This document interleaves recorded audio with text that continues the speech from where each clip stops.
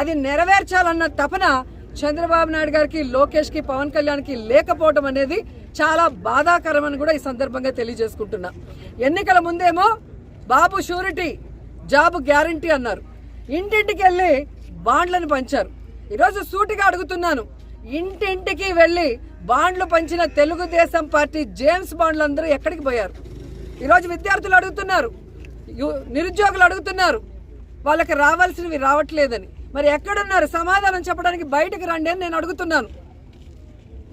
Elections ముందేమో power star లాగా ఊగిపోతూ ఎన్ని మాటలు మాట్లాడతాడు పవన్ కళ్యాణ్. అదే పవర్లోకి వచ్చాక ఫ్లవర్లు యూత్లు చెవుల్లో పెడుతున్నాడు.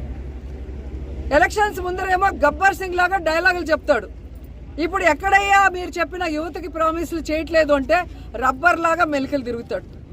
ఈరోజు యువత ఎదుగుతున్నారు. మొన్ననే మీరు చూశారు, డిప్యూటీ సీఎం కనపడటం లేదు అని ఫ్లెక్సీలతో చాలా మంది తిరుగుతున్నారు.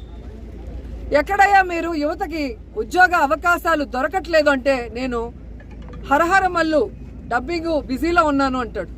మరి 10 లక్షలు ఒక నిరుద్యోగికి ఇస్తాం స్వయం ఉపాధికి, ఎక్కడయ్యా మీరు అని వాళ్ళ పార్టీ వాళ్ళని అడిగితే ఆయన ఓజీ షూటింగ్లో బిజీగా ఉన్నాడు అంటారు.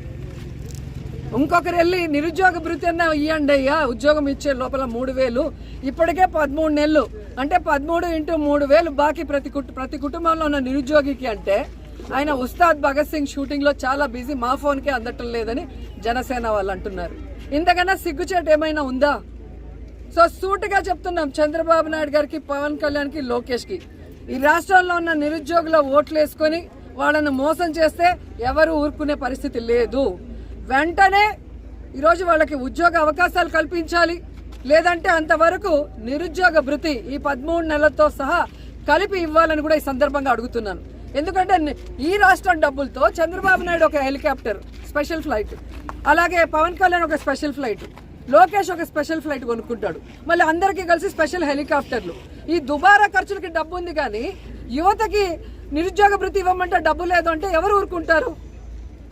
కాబట్టి వాళ్ళకి నిరుద్యోగ భృతి ఇవ్వాలి, వెంటనే ఉద్యోగాలు చూపించాలి, ఆ తర్వాత ఫీజు రింబర్స్మెంట్ బకాయిలు వెంటనే ఇవ్వాలి. ఎందుకంటే కాలేజీల్లో పిల్లల్ని ఈరోజు ఇబ్బంది పెడుతున్నారు, వాళ్ళు డబ్బులు కట్టకపోతే తరిమేస్తున్నారు. ఈరోజు వాళ్ళు చదువుకోకుండా ఇళ్లల్లో కూర్చుంటే వాళ్ళ కుటుంబాలు ఎలా బాగుపడతాయన్న ఆలోచన వీళ్ళకి లేదని నేను ప్రశ్నిస్తున్నా. కాబట్టి వైఎస్ఆర్ కాంగ్రెస్ పార్టీ ఈ యువత పోరుకి సంఘీభావం తెలియజేస్తున్నాం. యువతకు ఉద్యోగాలు, నిరుద్యోగ భృతి వచ్చేంత వరకు, అలాగే చదువుకుంటున్న పిల్లలకి ఫీజు రియంబర్స్మెంట్ వచ్చేంత వరకు పోరాడుతూనే ఉంటామని కూడా తెలియజేసుకుంటున్నాం.